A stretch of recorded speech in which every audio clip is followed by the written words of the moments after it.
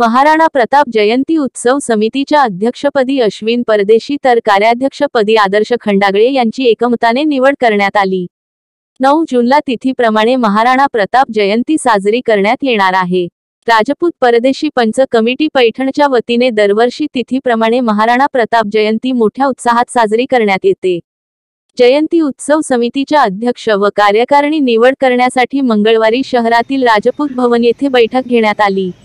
या बैठकीत अश्विन परदेशी यांची अध्यक्षपदी तर आदर्श खंडागळे यांची एकमताने निवड करण्यात आली।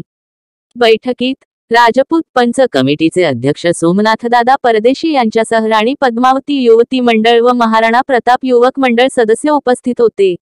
यावर्षी महाराणा प्रताप जयंती पालकमंत्री संदीपान भुमरे व रेणुकामाता साखर कारखान्याचे चेअरमन विलासबापू भुमरे यांच्या मार्गदर्शनाखाली विविध सामाजिक, सांस्कृतिक व समाज प्रबोधन करणाऱ्या कार्यक्रमांचे आयोजन करणार असल्याची माहिती जयंती उत्सव समितीचे अध्यक्ष अश्विन परदेशी यांनी दिली।